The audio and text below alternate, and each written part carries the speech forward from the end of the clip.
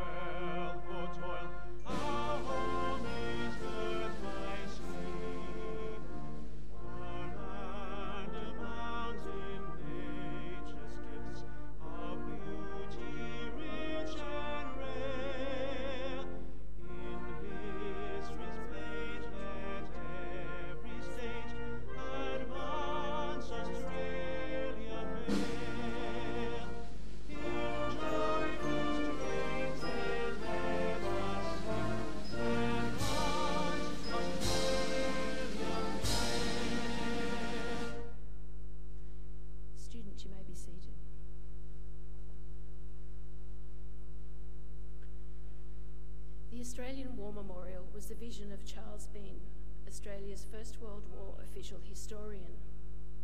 Bean landed with the Australian troops on Gallipoli and stayed with them at the front through to the end of the war. The idea of this national memorial and museum came to him at Pozières, France, in the depths of the bloody fighting of 1916. Bean's idea was that this would be a place where families and friends could mourn loved ones buried in faraway places. It would also be a place that could help all Australians understand what these men and women had endured and what they had done for us. Bean's vision, to which we remain true, is best expressed as inscribed in the entrance to the memorial's galleries. Here is their spirit in the heart of the land they loved, and here we guard the record which they themselves made. Tonight we will read the story behind just one of those on the Roll of Honour, which lists the names of more than 102,000 men and women who have given their lives for us in war and operations for more than a century. But first we present a lament, Flowers of the Forest. Wreaths or floral tributes will now be laid at the base of the pool of reflection.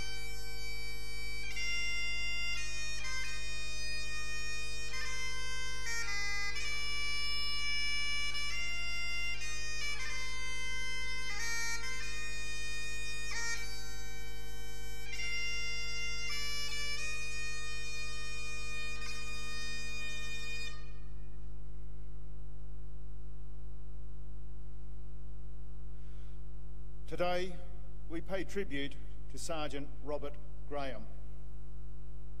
Born in Edinburgh, Scotland on the 20th of February 1904, Robert Graham was the son of Alexander and Mary Graham. After moving to Australia, Graham lived in Newcastle, served with the New South Wales Fire Brigade and worked as a labourer. He married Julia Graham, and the couple had a daughter, also named Julia. On the 11th of July 1940, at the age of 36, Graham enlisted in the 2nd AIF. He had previously served in the British Army in the Grenadier Guards. He was posted to the 3rd Reserve Motor Transport and on the 10th of April 1941 embarked for overseas service. Arriving in Singapore the following month, his unit joined the 8th Australian Division. Following Japan's entry in the war in early December 1941, Allied forces on the Malayan Peninsula were pushed back against a rapid Japanese advance.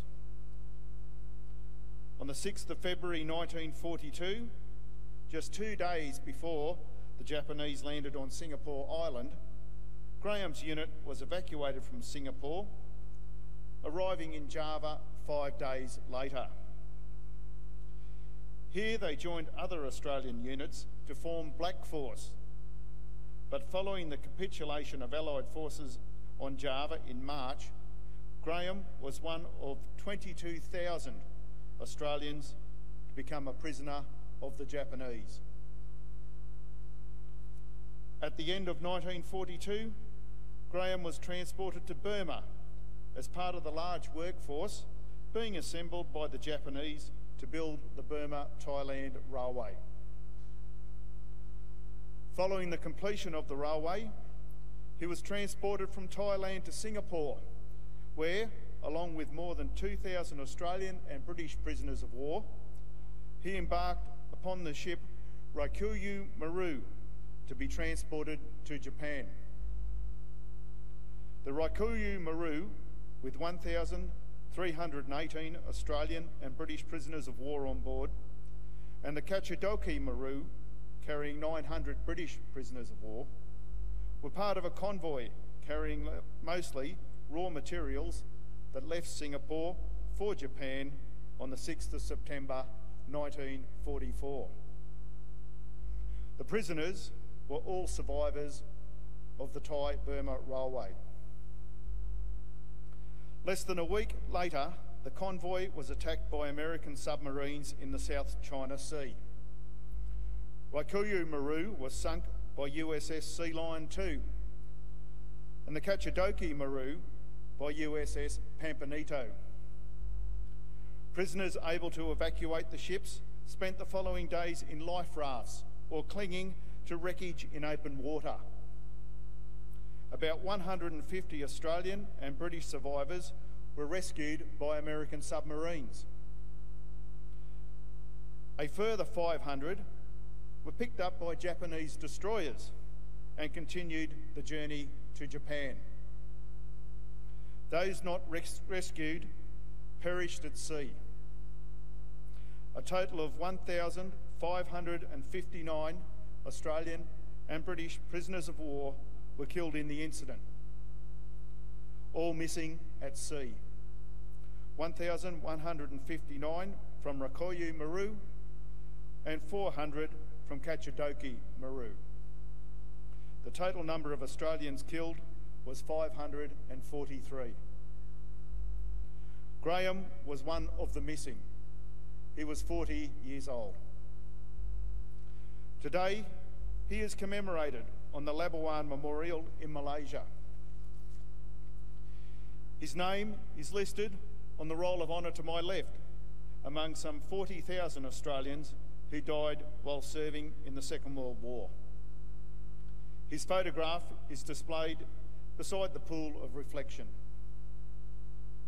This is but one of the many stories of service and sacrifice told here at the Australian War Memorial. We now remember Sergeant Robert Graham, who gave his life for us, for our freedoms, and in the hope of a better world. Students, please stand.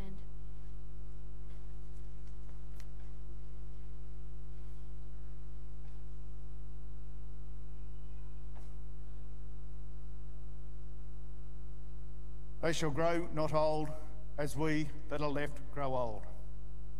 Age shall not weary them, nor the years condemn. At the going down of the sun and in the morning, we will remember them. We will remember them.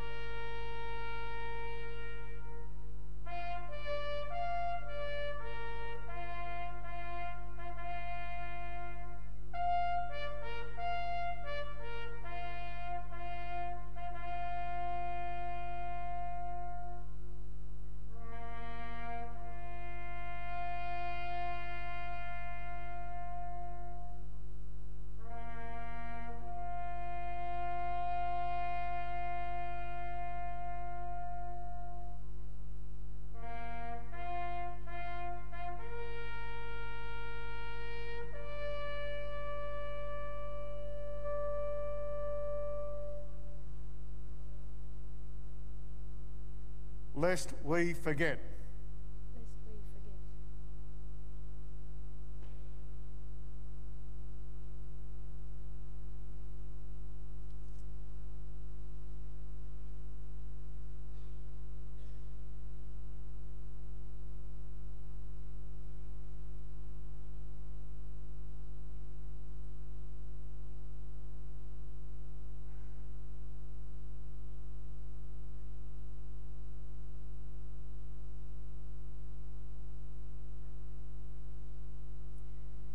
We leave you this evening with the words of the memorial's founder, Charles Bean. Many a man lying out there at Pozières or in the low scrub of Gallipoli with his poor, tired senses barely working through the fever of his brain has thought in his last moments, well, it's over. But in Australia, they will be proud of this. Ladies and gentlemen, that concludes the last post ceremony. We thank you for visiting the Australian War Memorial and wish you all a very good evening.